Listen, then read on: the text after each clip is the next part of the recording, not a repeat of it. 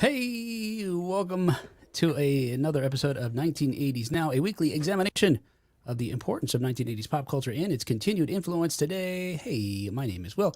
And joining me, as always, are my friends and co-hosts, Kat and John. Hey, guys. Hello, co-hosty friends. Hey, hey, greetings and salutations once more. Once more, yeah. Hey. They're for a loop. I like the way they do the internet these days. You know, John, you were talking about getting a better thing. We have, we got fiber in our neighborhood. I think they just say that and they dig around for a little bit and then they put the dirt back and they just charge you more money. Because You think they don't actually put down fiber? Is what you think? Is what you think? I don't know. I mean, like I think the thing about it that frustrates me is we don't consistently have good internet. Now, I know you're competing with other people, but it should still be within a range, a certain tolerance. I'm talking about it, either 300 or it's 5, as far as up and down, like speeds being, anyway. That's pretty and they don't have this.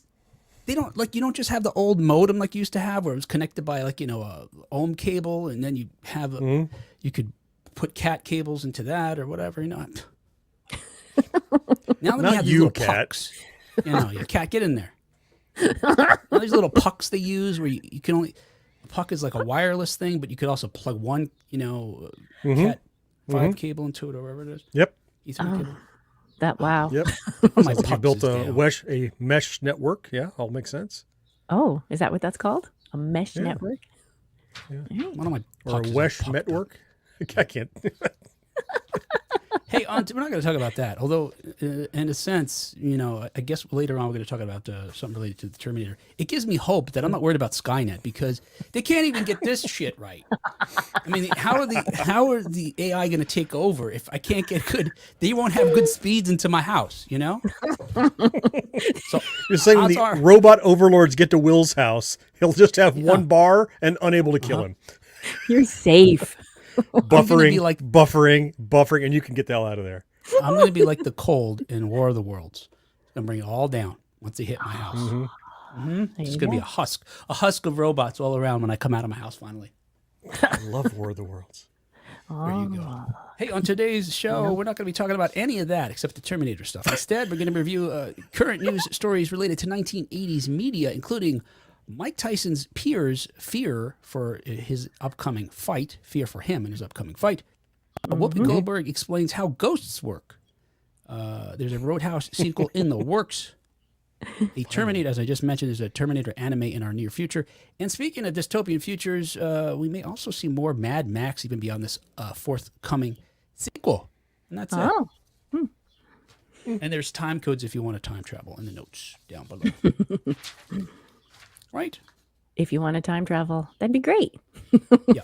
Hey, and don't forget to check out our buddy John over at his own show, where he does not time travel, but he will make it seem like the time flies by, as he enlightens you with regard to a number of retro topics, most often related to video games, and enlightening.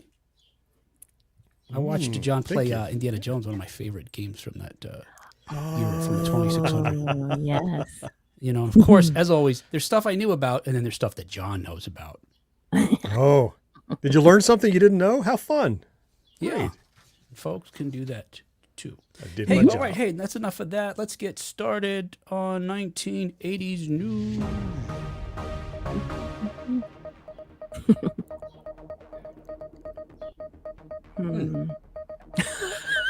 I'm seeing we're getting a message from our intern here.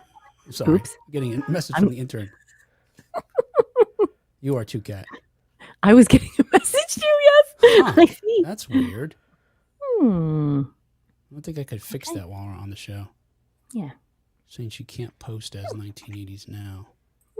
Oh, I thought she was upset that your facial hair is all gone. She wanted it back for the show. Maybe that's what she was Like, see, my messaging you internet's about. still all messed up. It's because I talked about the AI. Well, that's what has to be what it is. Although Miss So Unplug. says, Quick, Miss So unplug. that's going to be some lame AI. Yeah. Lame AI, yes. All right. Anyway. Oh yeah, and hey, hello to everybody out there that were live. Blah blah blah. The blah, blah, blah. What are we doing? All right. A warm welcome to people that live, blah, blah, blah. Yeah, we love you. Hey, Darth. Hey, Brandon. Hey, Miss So. Hey, everybody else. some other folks that aren't saying hi, so we don't know their names, but that's okay. You're there. Yep. They're secret fans. All right, here we go. Well, it's just, I guess we'll just have to press ahead. Yes. Damn it. It's okay. There's got to be something. All right. Hey, first up, as reported by Deadline, Mike Tyson is drawing concerns from his boxing peers over his Jake Paul fight. Yep. And I bring this up because whether you call him Iron Mike, Kid Dynamite, or the baddest man on the planet, Mike Tyson is regarded as one of the greatest heavyweight boxers of all time. And that is a recognition, a title that began in the 1980s. In fact, specifically on November 22nd, 1986, at just 20 years old. Again, I always think back, like, what was I doing at 20? Nothing of any value. Not whipping ass like Mike, you weren't. Yeah. Meanwhile, at 20, without the benefit of the college education that I was going through, didn't help me with anything. He became the youngest heavyweight champion in history with a second-round knockout of Trevor Berbick.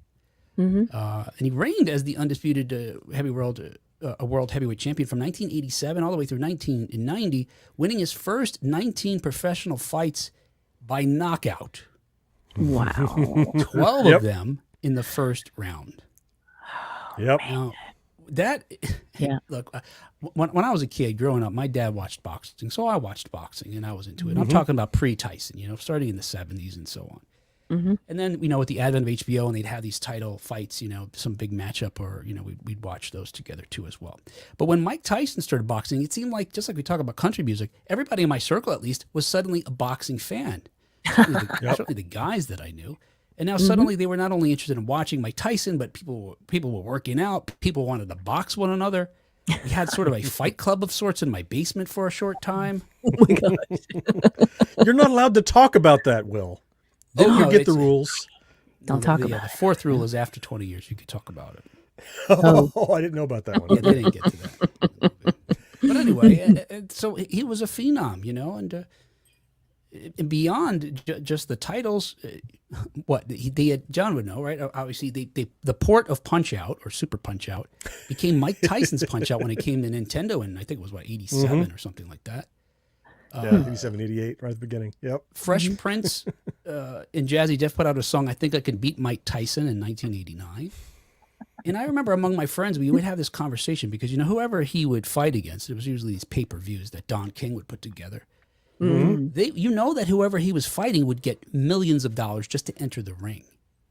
And so a question, I don't know if this reached you guys where you grew up, but a question among my peers was, would you take X million dollars just to let him punch you? Because that's basically what's going to happen. That's what. Right.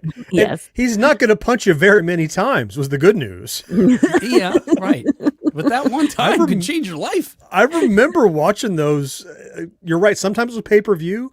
HBO had it for a while, and there was like this bell curve of people. It was like, first he was fighting to like earn his stripes, and then he was fighting all the big boys. And then it felt like a few competitors on the backside of the bell curve were just there to cash the check. They were like, are you really qualified? And you'd go in and fight, and you better enjoy the undercard because it might last 45 seconds. And it was a thrilling 45 seconds, but he came out of that corner like a machine and was just tight and low and just crush people. It was fun to watch. I was never a boxing fan before or really after, but during that window, I wanted to see every fight he had. Yes, the energy. Yeah, it's just terrifying. Kat? I wasn't a boxing fan. I don't even know that I watched any boxing whatsoever. Wrestling, yes. But you couldn't help but know about it. You could not help but hear about Mike Tyson. And I think my dad saw him fight in Atlantic City. And he came home with some trophy. It looked like a little Your father barbell. bought him and won? Was it a belt? Was it like a belt? Like a big... He came with a little belt, a big trophy full of money. It was a little fight he had out in Atlantic City. Suddenly we went out for dinner a lot after that. A lot, yeah. Yeah. Was your father Buster With the Douglas? truck every day. I can afford it. Yeah, suddenly Did we he have afford a lot. Were both of your father's ears intact? No. That means he won. Some little souvenir thing. Yeah. Now, Couldn't help but hear about it. to be fair, Tyson is not without his controversy. Of course, in 1992, he was convicted of sexual assault and was sentenced to 6 years in prison, although he was released on parole after just 3. But now, at age 57, he hasn't fought in decades, and he's better known for playing comic versions of himself, like in the Hangover films. Yeah. Tyson has raised concerns that he's making a big mistake by returning to boxing. Now, if you don't know, he is set to fight a YouTube sensation. I say this, this brings me no joy to say that Jake Paul is a YouTube sensation, but he's set to fight him on July 20th. And just recently, it's no longer, it was deemed no longer an exhibition, which is what it was when they first went into it. It has since been commissioned by the Texas Department of Licensing and Regulations as a professional fight. Huh. Wow. I think, well, what does that matter? Well, the stakes literally have been increased as a result. Tyson's opponent, this Jake Paul, is only 27 years old, so 30 years his junior, is 9-1 in a career with 6 knockouts against a mix of celebrities and middling fighters, sort of what John was suggesting about Tyson's sort of some parts of his career, which were criticized. That Don King was just putting him up against people this for the payday. They knew they could get a big payday from pay-per-view, and somebody was happy to take a punch for millions of dollars. His only loss, punch me. Look, if you're not trained, you could die. You could die, right? One punch, you could die. But if I don't die, I'll be a millionaire. Yeah, I guess that's the chance you're taking, right? Risk management. Yeah. I could buy a lot of bandages for $1 million. You never buy one of those speaking says or speaking spells. Speaking spell. Jake Paul's only loss was a split decision to Tommy Fury, who's the brother of the current heavyweight champion Tyson Fury. Despite Paul's lack of top opponents and Tyson's 56 record with 44 knockouts, there's still a concern among the boxer's peers that he may get his ass handed to him, or just get maybe get hurt. Former champ Deontay Wilder told this to Sportsbook Review. He said, "I think it's bad the commission has licensed Mike Tyson because he hasn't been active." Has licensed Mike Tyson since he hasn't been active in 20 years. They shouldn't just license him because of who he is. That's how people get hurt. God forbid he gets hurt. So what he's suggesting is he's being permitted to fight in this now, sanctioned fight because, with the blessing of the commission that's granted him a license, which they didn't have to. And probably if he was someone who hadn't fought in 19 years and wasn't Mike Tyson, he'd have to otherwise prove themselves to get in the ring. Right. But no. So in that sense, I could see his concerns. But if you watch on social media, Tyson's been posting his workout videos. And he still has power and skills. In fact, I've seen a bunch of boxers comment that power is the last thing to go when you're a fighter, even as you age. But as Wilder points out, he also needs stamina, and that's what he's worried about. That he may just lose energy during the fight and be, outpaced by this younger competitor and look like a, quote, clown. I can relate to that. Yeah, I can see getting worn out after a couple laps around the ring. Whew, I need a breather. Yeah, I guess Jake Paul, if he's smart, and nothing he does suggests to me that he's smart, that he would rope-a-dope him like Muhammad Ali would do, and let Tyson wear himself out, and then take advantage of him in his weakened state, because he could probably run circles around him, literally. Just do the Three Stooges fight, because kind of go whoop, whoop, whoop, whoop, just run in circles and make noises whoop, whoop, until he passes out from exhaustion. Yeah, and Jake Paul's a good few inches, if not several inches, taller. Certainly heavier, bigger than Tyson generally. He could probably just put his head, put his hand on his head and let Tyson swing away for a few minutes. And then, Hadouken. Well, what I say, Tyson comes in low and tight. He wants to be shorter. Yeah. He always got squat down, even on fighters that were the same height. I think that's going to be to his benefit. Yes. Yeah. I'm not as worried as Tyson's peers here. Neither. I have no special knowledge. Certainly, but except for the fact that, having been a witness, I guess, to many of his fights, and certainly to this day, be able to see his continued passion. With regard to the fight now having been licensed, however, Paul says that although he respects the champ, quote, as soon as it turned into a pro fight, one of us has to die, end quote. What? Now, Smack talk. so now, yes, let's make smack talk for Jake Paul. Now, this reminds me of an interview I once saw with Mike Tyson, and I couldn't find it, but it's from a couple of decades ago. I think he was being interviewed by a female journalist, and she asked him what he was thinking when he entered the ring. He said, "I was thinking about killing my opponent."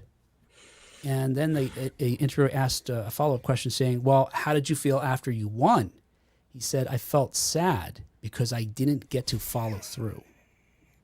Okay. Now, I believe that. In Tyson's history, he's told stories about before that boxing saved him from being in prison because he would walk around wanting to kill somebody. In fact, at some point, again, this is going years back, there was a boxer who did kill his opponent in the ring, and Tyson said he regretted that it wasn't him that had done that. Okay, this makes me even more, I want to say perplexed. While I was reading about this, I felt like, these people are worried about Mike Tyson. And I have not followed his career closely, but I've never gotten the impression that there were so many people that were fond of him or so worried about him. And he's choosing to do this. No one's forcing him to be in this situation. So I feel like, okay, whatever happens. I'm not worried about him, and I'm also not worried about him because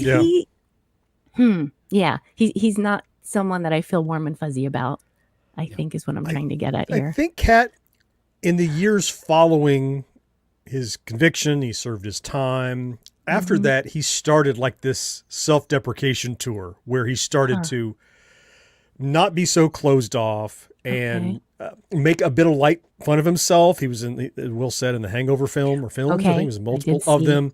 Yeah, I saw and that. It's almost like he took a page out of the William Shatner book of, like, for the first part of his career, he was, I don't want to talk to people and fans, shut up about Star Trek, it's stupid. And be like, oh, that didn't work well for you, did it? Oh, let me actually, okay, I take it back, let's be friendly kind of thing. So Mike Tyson has kind of endeared himself a bit after the fact. In his later years, I think he's mellowed probably.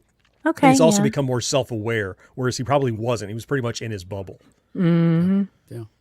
Okay. I'm with Brandon. He says, I hope Jake Paul gets that ass kicked. Then my 10-year-old son just said he hopes Tyson wins. Goes to show you how Tyson transcends generations. Absolutely. Yeah. Oh, yeah. Miss So says, pretty sure Paul is no threat to Tyson. I'm no fan. I just want to see a Gen Xer in the ring knock out Paul. Nice. Jake Paul's going to get a little how do you do, I think. He's going to first punches go, oh, so this is boxing. How do you do? You remind me of another line from Tyson. Tyson said something like, everybody's tough until they get punched in the mouth. Until they get punched in the mouth. Yep. I love that. Everyone has a plan. Oh, everyone has a plan. Everyone has a plan. That's what it is. Everyone Yep. has a plan. Yeah, that's right. Yeah. Kathy's predicting Tyson in 3. I hope it doesn't go that long, Kathy. 1. You know what's really disappointing to me is Jake Paul used to be on this. He started out on this kids show that my daughter watched, and I would watch with her. And he was like this lovable goof who would do stupid stunts. And it was about all these kids who belonged to this like collective of, they were all trying to make it as YouTubers, kind of, right? So that was his thing as this actor on a show. He wound up doing that in real life, except he does it in a way that's not kid friendly. That's his first stunts where, and his brothers are equally an asshole too. It seems. Anyway, it's unfortunate that this actor that my daughter admired, grew up to be someone that she can't continue to look up to. Right. Anyway, whatever. All right. Hey, another 1980s news per Entertainment Weekly. Whoopi Goldberg warns that your home's ghost will absolutely get you if, quote, they don't want you in the house, end quote. And this reminds me of we were talking about ghosts before, and I love talking about ghosts with you guys. Like making fun of us, really, is what you like. Wait, why? Because you guys believe in ghosts? Well, I want to. I'm open to it. And you're like, yeah, but come on, is what you say. It would be cool. I agree. It would be cool, but I maybe I didn't say this on air the other day. I think I know I told Kat this, right? That one of my LED lights, this ring light I have, John. Yes. My oldest had been visiting from college a few weeks ago. And trying to think. They were here for like a week. And there was a couple times I came down in the basement. Now, she doesn't go in my podcast room, but there were a couple times I came in the basement. I saw the door closed, but the light was on. So I opened the door. Oh, it's my LED light. Turn it off. Go back. A few days later, again. I don't think to say anything to her. I don't remember. Until she's gone. She goes back to school. And then the following week, it happens again. So finally, after doing this every couple of few days, my light turning off, I ask the people who do live here with me, my wife and my other child, hey, any of you guys going in there? I don't care. I just want to know if you're using that ring light. No, we wouldn't go in there. We don't. That's your space. We don't do that. So then I sat here. I told Kat this. I sat here. I looked over at the ring light, and it was off. I had turned it off because I came in to do the show like last week or so. I turned it off. All right, look. If you're here, just turn it on while I'm here. Okay? You don't have to be secretive about it. And then, and I'm feeling like all brave about that. And then at the same time, my mind is saying, what are you going to do if that light goes on? Are you going to be cool and be like, all right, cool. We're cool. Or are you going to run out of the house and move and burn it down as you leave? Or starts blinking Morse code, a name. Now, since then, the light died. It won't even come on anymore. Oh. I can't turn it on. It won't turn on itself. So I threw it in the garbage. Well, I still have it here. I actually still have it. Actually, give it some time. Give it some time. Because that's exactly what happened to my LED lights. When I leave them plugged in, they turn on by themselves. And then I realized, and then they wouldn't work at all anymore. Yeah. You sent me new ones. And the same thing happened. Working? And then the old ones started working again. I forget why I tested them out. I think I wanted to be sure because I hate throwing things away. And unless I'm very, very sure it's trash. So I tested it and it worked again. So I don't leave it plugged in. When we're done recording, I unplug the LED lights. Well, so they don't ghostly turn on. I just ordered a new one that supposedly they said it's spirit free. They do some kind of incantation at the factory. Oh, so I don't know. All right. Boring. I know, right? Come on. Keep the haunted one. Well, I still have Is there a tick box on Amazon for yes, haunted or not haunted? It's either drop down. Afraid of no ghosts or ain't afraid of no ghosts. Not. I got. I see. Anyway, Whoopi Goldberg, who previously apparently John, this is the perfect person for you here. Whoopi Goldberg previously confirmed apparently that aliens are among us, but it turns out she also is an expert in the spirit realm, much like her character from 1990's Ghost. In fact, she won an Oscar for that character, who was a paranormal expert. In that movie, she warns Demi Moore's character that what did she say? You in danger or something like that? Girl, you in danger? Anyway, paraphrasing. Remember. Well, let's see, where is it? Last week, she warned the audience of The View, that show that she co-hosts, about the dangers of living in a haunted house. The 60-year-old EGOT icon introduced a grim topic on the recent episode of the ABC talk show involving a man who bought a house that had been discounted $100,000 because it was the site of a murder-suicide, but whose wife eventually left him because he didn't disclose that information to her before they wed and she moved in. This reminds me. We talked about ghosts a long while ago. It's one of my favorite conversations. So many funny things. John said almost this exact thing that Whoopi Goldberg says. Most places most of us have lived have had people die in them. End quote. Do the math. Yeah. You gotta die Everybody somewhere. dies, and you got to do it somewhere. And there's only so much space on the planet. Yeah. Unless you go off in the rainforest where people have not walked ever. If you're in a populated area, someone's probably died there. Have you ever driven down the highway and seen those sad little crosses? You're like, wow, there was an accident right here. Yes. And so places you wouldn't even think of. You're like, well, this is not even an intersection. How did that happen? People are dying everywhere. And it's, yeah. Yeah. More ghosts. Well, her co-host Sarah Haynes then proposed the idea of hosting a podcast with Goldberg inside the murder house, asking her to reprise her Academy Award-winning role. Goldberg responded by trying to just quiet their anxieties about living in a haunted house by reassuring them that if there was a spirit in the home, it would likely have been tormenting them already. Saying, quote, 5 years went by, the husband had no issue. He forgot to say to her, darling, I asked you to marry me, but you'll be living in a murder house with me. Nothing in the 5 years bugged her. If stuff was going to come up and get her, she'd have been gotten by now. Ghosts don't tend to wait. As Tyson said, everybody's got a plan until they get a ghost in the house.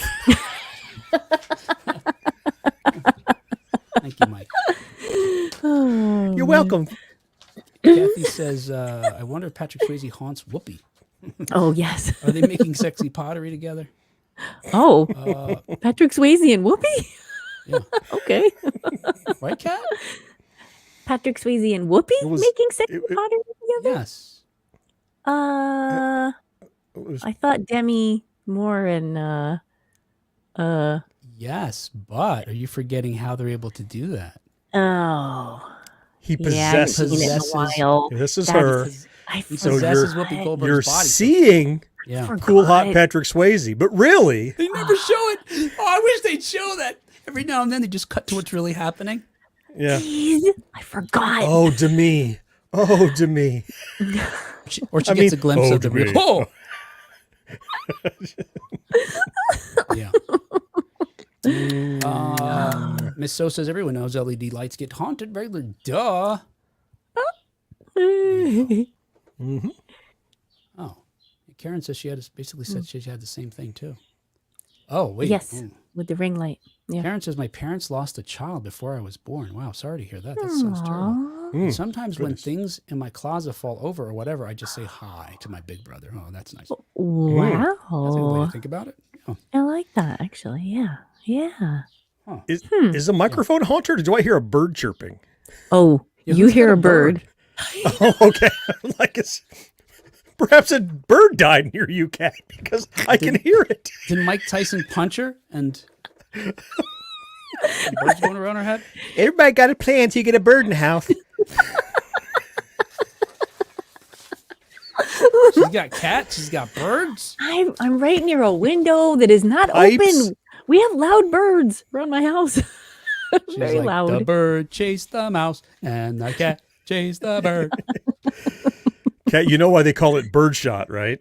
No. I don't. Why? For shooting birds. Oh, yeah. I'm not shooting the I thought you birds. meant there's something even. Okay. No. You want me to shoot birds so you can't hear them during recording? You need a shotgun. All right. Let's Coup- redeem couple Cat here by shots talking about this next story here. Oh, no. Because per Variety, a Roadhouse sequel is in the works. Yeah. Mm. The sequel to Amazon's Roadhouse movie is in the works with Jake Gyllenhaal reprising his lead role as Dalton. Let's go. Now, Let's go. while I'm ready. Amazon is keeping quiet on other details for now, it still made sure to give us the news of the high-profile project.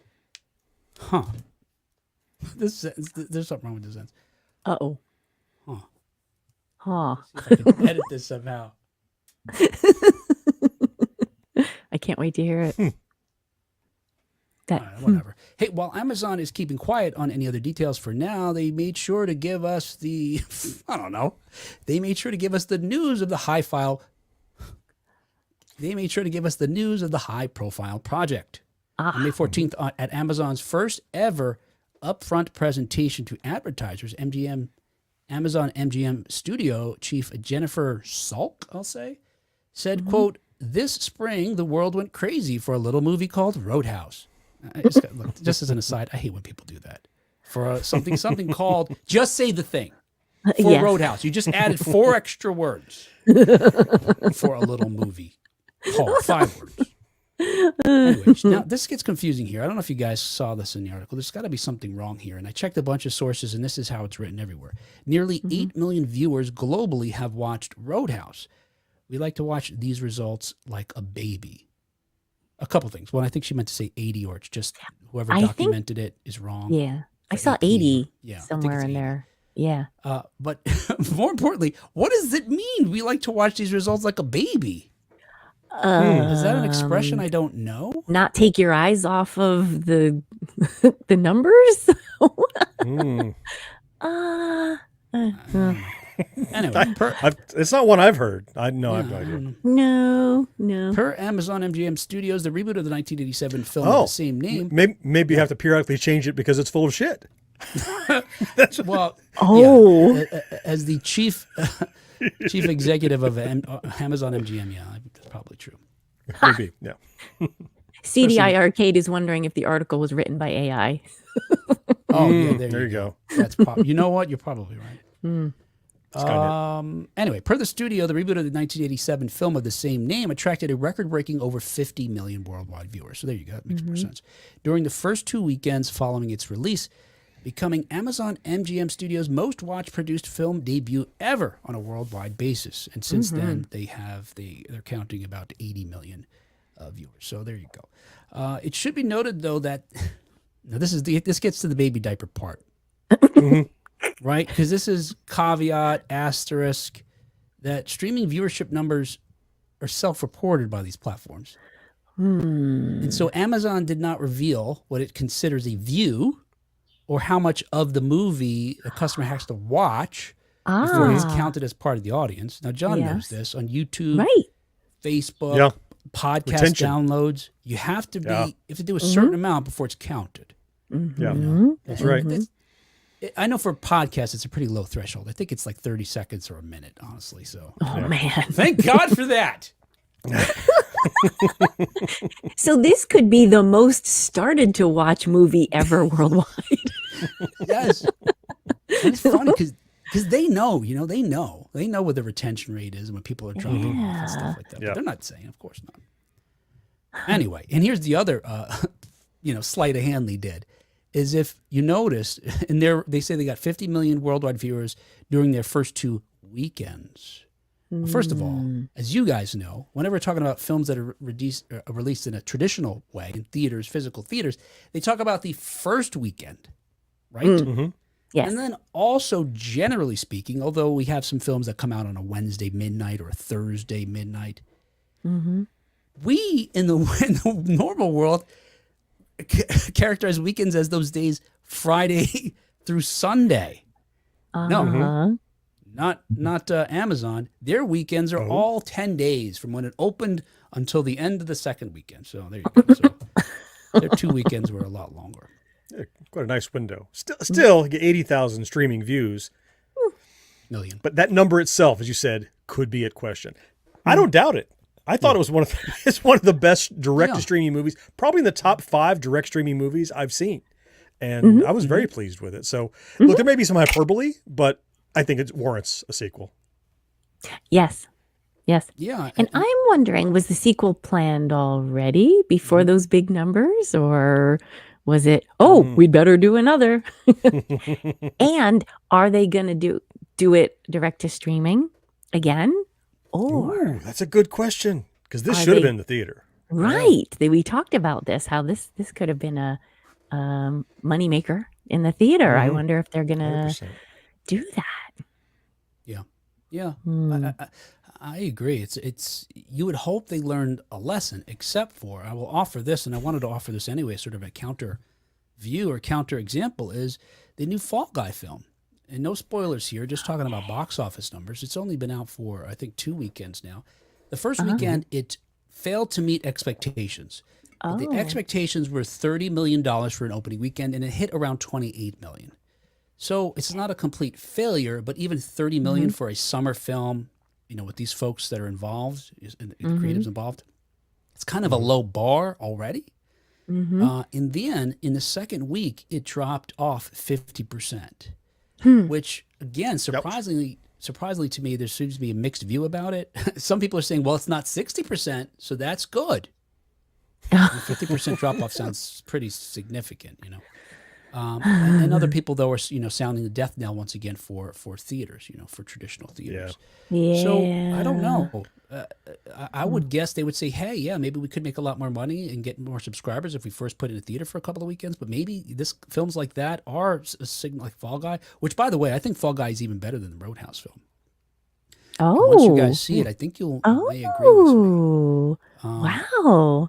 So I'm shocked it's not All doing right. well, but then again, maybe it's just one of those things that are signaling a trend in how folks consume their media, which we've talked about many times. Mhm. Is now someone hosting a show? What is there a talent show going on in your house now, Kat? And does that talent show feature animals? Turn the camera around. We need to see this. It's called The Aristocrats.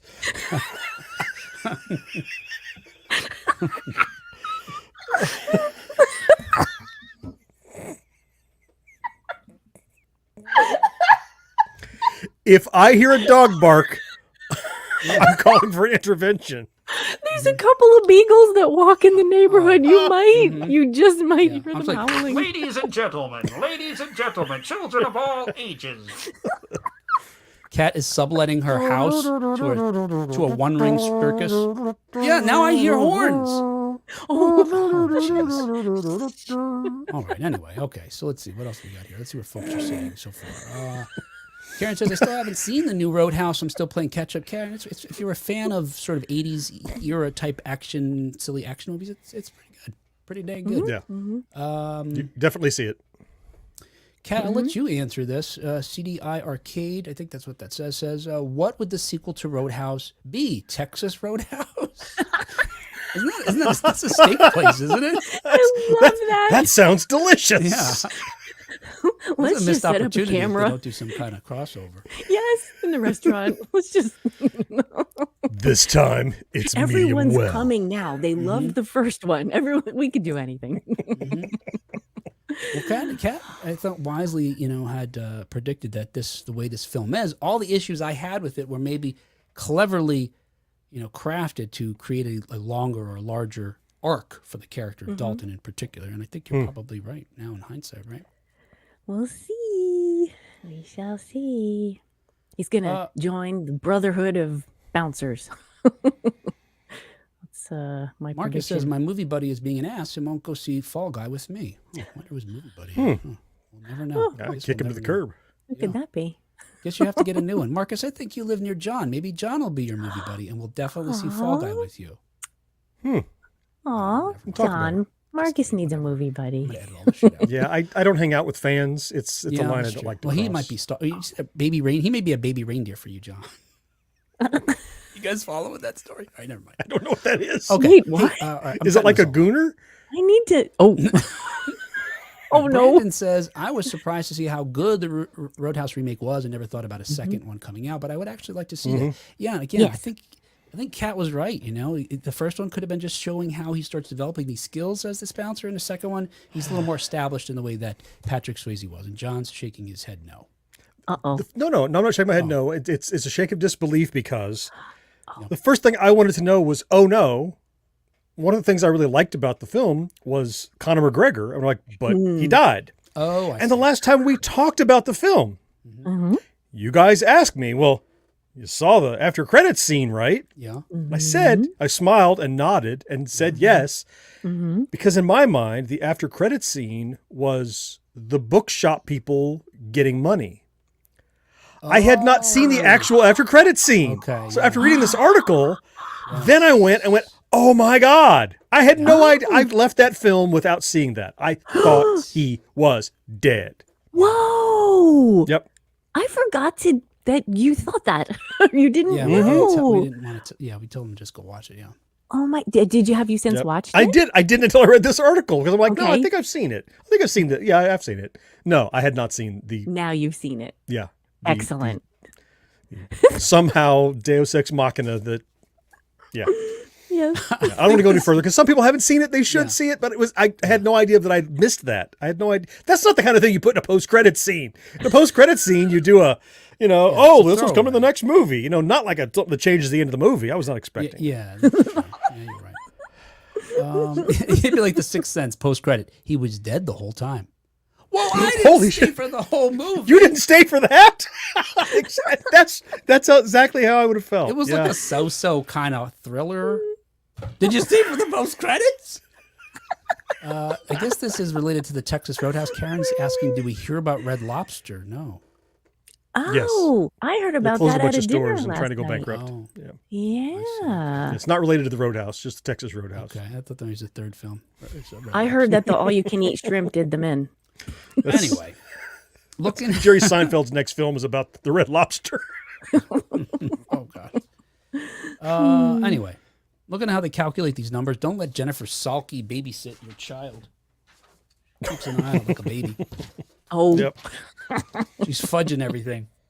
Your baby's fine. Your baby's fine. Fudge. I don't believe you. Right. I started to watch your baby, but not all the way to the end credits. Hey, also in 1980s news, as reported by comicbook.com, Netflix's Terminator anime reveals new images. Now, I had forgotten all about this, but it's easy to. I'm not sure I ever knew. Okay, all right, maybe. You know, John loves Terminator, all things Terminator. Until what is it? Everybody loves Terminator until you get a time traveled in the mouth or something. I don't know. It has been 5 years. This is why you probably forgot all about it, because it's been 5 years since we've seen a live action Terminator anything. But that film, Terminator Dark Fate, actually brought the series originals, Arnold Schwarzenegger and Linda Hamilton, back to the silver screen in an interesting way. And that film was okay. It was fine, I think. Carl's Draperies was his current gig. I enjoyed that that. was kind of funny. I mean, yeah. And while a new film does not seem to be in the works, Skynet will continue its war on humanity in Netflix's anime addition to the franchise with Terminator Zero. And we now have some images from the series that's being created by Production IG. I'll show them to you guys here.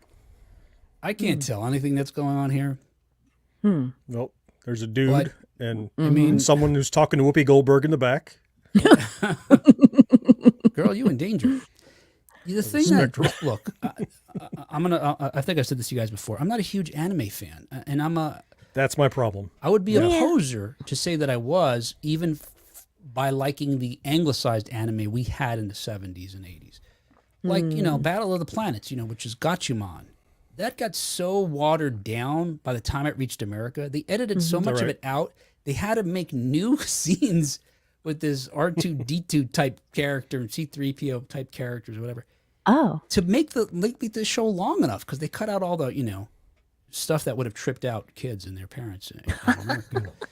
So when I see... But we've had cartoons that are in anime style, but still sort of Western sensibilities. This looks like it's, anime in the truest sense. If you've got ghosts in a time travel show. Karen says, cool looking art. Yeah, I agree. But I mean, what is this with regard to Terminator? Here's some other pictures. Now this looks like this guy's face. He's got some issues. Yep. Half of it almost looks like Two-Face, the Batman character, but you can't see it's obscured by so much fog. Or like cyborgy. Like I feel like there's a little metal. It's a T800. Yeah, I mean, it's got to be a T800. Okay, is that what you guys get out of Yeah. it? Okay. Yeah. That's what I'm seeing. Because I'm seeing the red of the eye. Yeah. Yeah.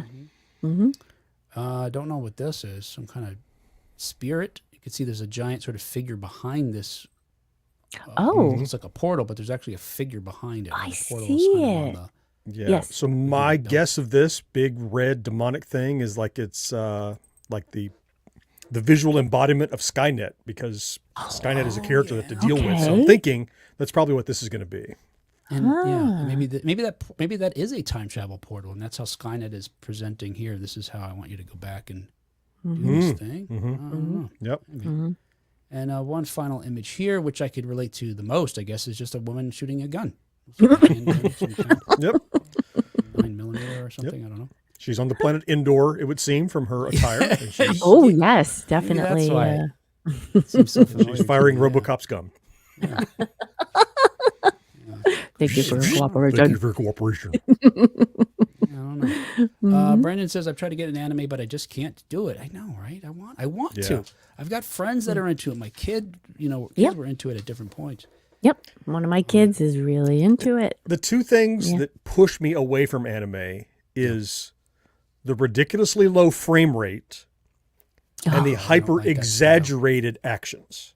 Right. And I know that's the hallmark of the genre. I get that. Yeah. But those are the things that push me away, because I'm like, it's super choppy and it's like super like, oh my goodness, everything is exaggerated. It's too much. Yeah. It's like when But- Will's internet is bad. Yes, yeah. Low, low frame rate. Low frame rate. Yeah. It's true. But a Terminator anime, it'll get me to try. I mean, you'll have to chase me away from a Terminator cartoon. Yeah. You know, you'll have to find a way to make me not like it. Jum. Yeah. The thing that always bugged me about the anime I've tried, and I've interviewed anime voice actors, so in an effort to be able knowledgeable, like that one couple of summers ago when I did that convention, I watched a lot of anime. And the thing that's always kept me from connecting to it is it feels foreign. Like the things that are tropes of anime are, and beyond, like John's saying, John's talking about stylistic things. I'm talking about storytelling aspects where the types of monsters and ghosts and creatures, like almost like Lovecraftian creatures and stuff that live in these worlds. Yeah.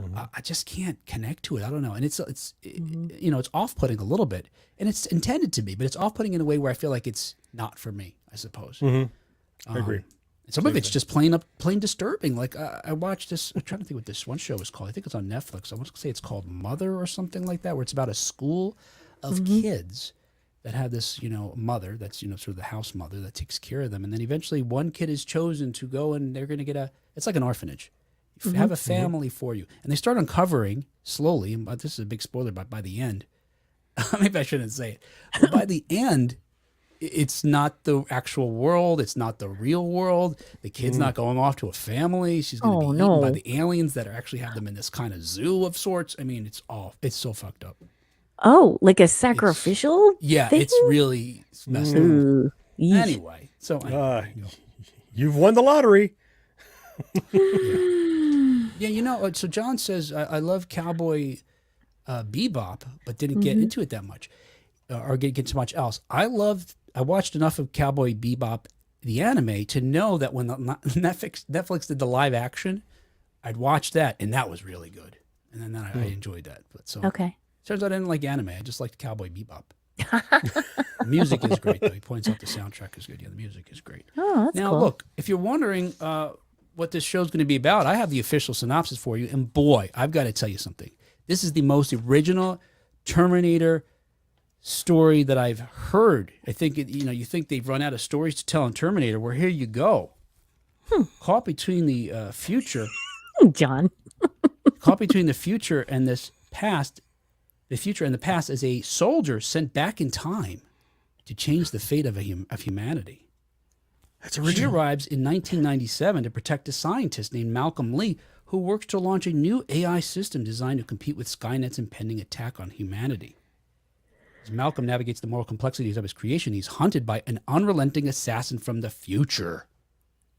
Oh, wait, that's the story of every Terminator. I just realized. Oh, shit, yeah. I was going to say, did you read something different? No, I Okay. didn't. I read that. It's the same thing. I was like, oh really? Come on. I mean, I get it. If the Terminator technology existed, that's exactly what would happen.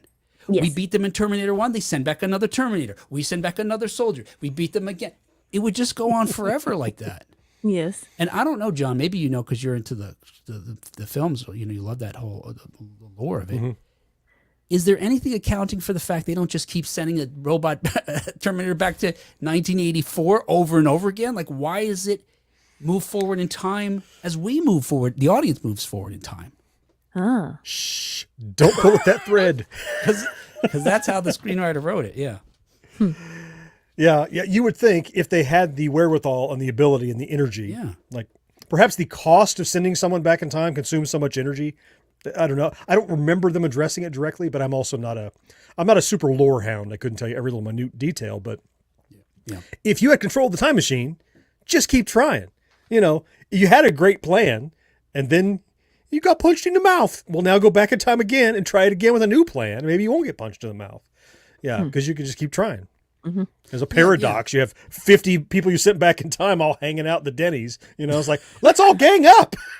Yeah, yes.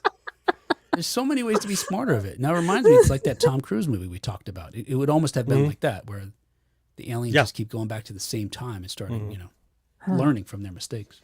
Right. Miss So says the best anime of all time is the sci-fi, horror, and cyberpunk stuff from the 70s and 80s. And is it the real anime, Miss So? Is it we're talking about straight out of Japan's got some subtitles, or it's overdubbed in English kind of thing, or is it anglicized stuff that I'm talking about? Because I liked Voltron and I liked stuff of that ilk, but I don't honestly know if it was edited in a way that Gatchaman was edited, like I mentioned. Right. I don't know. Brandon says, I think the elements of anime were ruined for me in a reverse way. When I was a teen, Mighty Morphin Power Rangers dropped and was ridiculous. Yeah.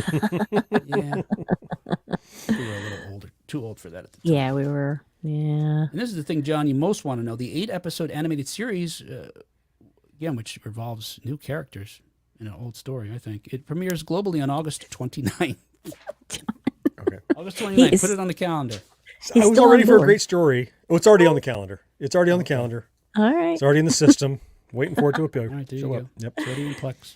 Mm-hmm. Finally, per Entertainment Weekly, the future of the Mad Max franchise has been teased by creator George Miller.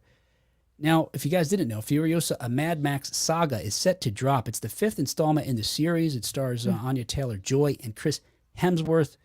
It's coming out on May 24th, so any day now. And while it's already being compared unfavorably to its predecessor, Fury Road, director George Miller is hinting at the franchise's future. And I'm excited about that. Are you guys fans of the Mad Max films at all? I'm not any sort of huge fan. I saw a Mad Max back in the 80s, but it's not something that I've kept up with at all. Yeah. I watched them like I've watched Rocky. You know, like they were summer tentpole films every time they came out. Yeah. And I went and saw them, but I don't go back and rewatch them time and time again. It's just like, oh, I remember the story of that part. And yeah, gas is a commodity and they all chase each other down in cars and, you know, Mel Gibson stuff. But probably Thunderdome is the one I remember the most, probably because it's the most recent of that original collection of films.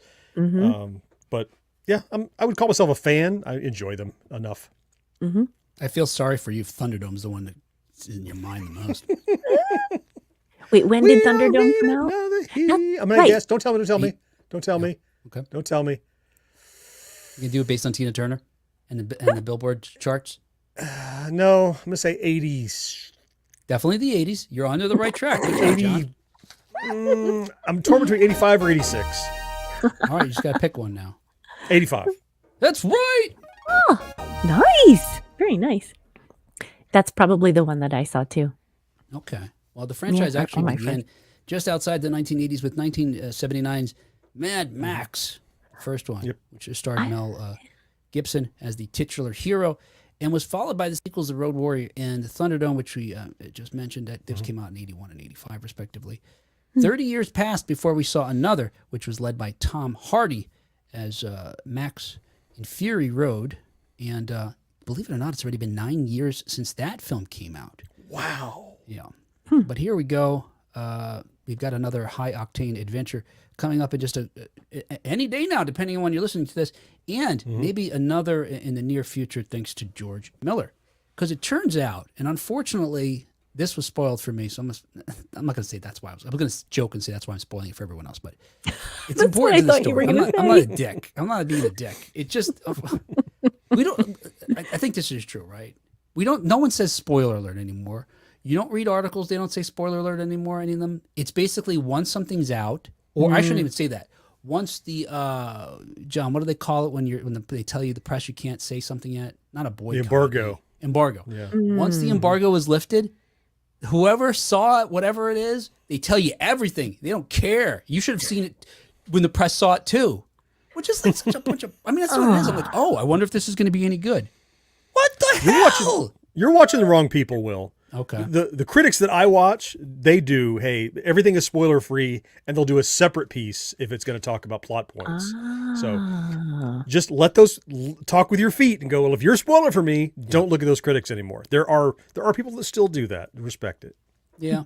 I tend to just avoid the reviews if I really want to see something. Yeah. That's the safest bet. Yeah. But I was curious about the future of Mad Max because I'm a big fan of those films. I don't love them all equally. Road Warrior is definitely the best one of the first three. That's the second one that came out. I think it's rewatchable. It's just you could start it all over again from the beginning after you just watched it. It's like 83? 81. 81. 81, okay. Yeah. Much older. Sorry. I got one. From earlier. I got one. So now it's minus 1 point. You're at 0 again. This is a tie. I was surprised that this started in 79. I had no idea. I thought it was, into the 80s before this came around. Well, I said I saw them all in the theater. In reality, I'm sure that I saw Mad Max on VHS. I'm certain that's how I saw that. Okay. Because I would have been 10 years old. I would have been going to see Mad Max in the theater. Yeah. The Australian films, certainly the originals, were George Miller's an Australian fella, and the production crew, the actors, it's where it was filmed. And it was a while before Americans even knew there was a first one, because Road Warrior was the first that was, released, I think, globally, or certainly in the way that allowed us to become most familiar with Max at that time. I know I saw that one first and then went back and watched the first one. I was like, oh, this isn't as good as Road Warrior. Road Warrior's it's not the dystopian world that we know going forward from the second film. Interesting. Yeah. Anyway, why do I say all that? I say all that because this is the spoiler that I learned from reading this article about the future, because apparently in a blink and you'll miss it moment, there's a glimpse of Max and his beloved car, the Interceptor, in the latest film. The one that I'm talking about is coming out right now, Furiosa. Oh. Yeah, it's not a spoiler. Hands up everyone who was surprised by that. You're gonna do a prequel to a Mad Max movie placed about 20 years before the last one, and you're not going to see Max? Come on. Well, what's called Furiosa.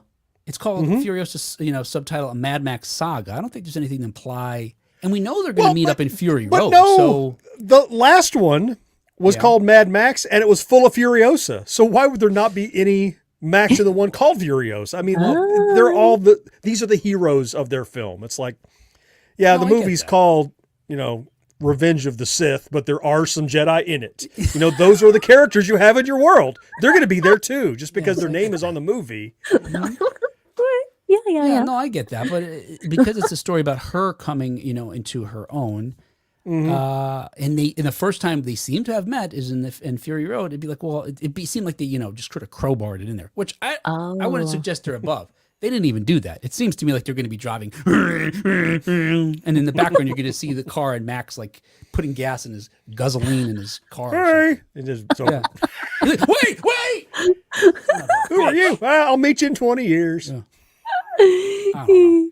That's fun. Anyway, so although it's so unlike it's not pivotal to the plot. Again, it's something that goes by real quick. It's just an Easter egg. But even so, Miller says that it directly relates to where he'd like to take the franchise if he's given the chance. Now, again, early reports about Furiosa say whether he gets another shot at this is up in the air, but we'll see.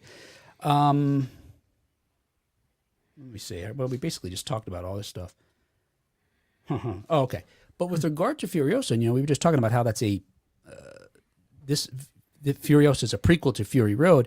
Well, it turns out that when Miller was making Fury Road, he and the writers did a lot of work creating the backstory for both Furiosa and Max. What the backstory for Furiosa became the film that's coming out, and the backstory for Max, because they were saying, well, what would Max be doing around this same time, was the exercise they did, and part of it was to be able to present this to the actors as they took over these characters. He said, that's going to be the next movie. And he said, essentially, they wrote a novella in creating these, backstories. And so he just wants to take that Max one, and it would be happening parallel to the Furiosa film that's coming out, and we'd get to see what he was up to during that time. He says, quote, in doing what we did for the preparation for Mad Max Fury Road, we also wrote what happened to Max in the year before we encounter him in that film. Oh, the year before. As we get towards the end of Furiosa, we had to see that Mad Max was lurking around somewhere. You had to. You didn't have to. Lurking. Right. He's lurking at Furiosa. Right. No. That's how he does it. Mr. says, I like Is that how it's done? Yes. And I'm not looking over something, by the way. No, he puts his thumbs on either side of his nose and makes this face. I wasn't miming it. Very specific that you would know that. Yes. John, yes. I keep tabs on all the creepers. That's why I'm not one. I keep tabs on them. John says, in the first Mad Max, they overdubbed Mel Gibson's voice. Yeah, I think I think Did you can they? see you can hear the undubbed version though too. I think, John, right? Oh, Really? 'Cause I interesting. believe that's the one I'd seen. Steve writes, "I liked Road Warrior. Yeah, I think that's the best one." And actually, I'll be doing a pod. Well, maybe I shouldn't promote this in case it falls through. Nope. I'm going to be on a guest on a podcast in the next couple of weeks to talk about Road Warrior. Oh. But you know how these things happen. Sometimes they don't work out. Mm-hmm. John also says, do an episode of how they shot original Mad Max. Budgets were small. The motorcycles were crew motorcycles. And the safety standards now, well, in Oz, they didn't exist. Yeah. You know, John, you may not know, but I did talk to Vernon Wells, who plays Wes in Road Warrior. And I did know that. Not you, John. John in the comments. John in the comments, and we talked about that. I mean, you know, and John's in the comments seems to know a lot. At some point, one stunt actor died. I think it was in the first film, maybe. Oh. But yeah, there's a lot of crazy stories, and the fact that more people weren't you know, seriously injured or killed are pretty astounding. Mm. No, okay. Why? Yeah. Why did they dub Mel Gibson's voice? I'm a little stuck on that. Because of his Australian accent. It was just too strong, or they just wanted it He gone. kept saying, "Throw another shrimp on the Barbie," no matter what his line was, and people And crikey. were just confused. Yep, Okay. crikey, throw another shrimp on the Barbie. Mel, cut. You actually don't even have any lines here, Mel. You know, famously in these films, the Max character has very few lines in these movies. I want to say maybe it's in Fury Road. He has like 15 lines, maybe. That's it? It's very few, yeah. In every movie, they don't. Wow. Max is a man of very few words. He talks with his car. Rum. Anyway, when pressed for an update on the project, Miller says, quote, "Well, we are certainly working on it. And as I say, we wrote that basically as a novella, and now we've got a chance." Now he makes it sound like they're doing it. "We will get that into a screenplay form, and we'll take it from there." I don't know, George. I'd wait a little bit and see. Yeah. Yeah. Talk to the guys that made Fall Guy and then get back to me. Yeah. Wait, what? Oh, yeah, right. I really hope that thing gets legs, because it's also something that could be a franchise, I think. Because, you know, it kind of like the TV series was, and this isn't a spoiler, but he gets involved in having to solve a mystery and or a crime and help out. Yeah. Any movie could be that, or you know, a movie. There's so many stories you could tell that way when you sort of set up that, you know, framework. Yeah, that structure. Becomes like a stuntman Poirot. It's just like moving on to the next movie and the next mystery. Yes. Yeah, I love those movies. Yeah, This time it's a sci-fi movie, and we're solving. right. Every movie, there's something to solve around it. Right. I want to watch the one where it's all Australian. animated. Mel was born in New York. Come on, Miss So, don't do this to me. You're Uh-oh. just trying to make me Google while we're doing the show. Is that it? I'll do Mel it. is Australian. All right, so you're just playing a joke on me? Is that it? Could you just tell me? Because I don't want to. She's got a little laughy face there. He's Australian. She might be teasing us. Look at this. Wikipedia. Mel Gibson, American actor. Huh. Look at that. Gibson was born in Peekskill, New York, of Irish descent. Why do I think he's Australian? Oh, he moved with his family to Australia at age 12. Is what There I you just came go. up with here. Oh, yeah. His Wow. grandmother's Australian. Oh, no. Maybe they dubbed it because he didn't sound Australian enough. Oh, you know what? Maybe, John. Yeah, no. Oh You my know, God. you noticed he has We an want this Australian Danny accent. Yanks in our movie. And Lethal Weapon, you'll hear him. He's like, crikey this and crikey that. And, you know. Anyway, I'll tell you the other thing about these Mad Max films, you know, starting with the Road Warrior, I wanted one of those cars. And I see these movies now. Like I watched Road Warrior and Fury Road just back to back pretty recently. I want a car like that. And I remember in one of the Information Society music videos and on an album, they had a car like a sort of a post-apocalyptic car. I still want one. You still want one. Yeah. You going to trade in your Highlander?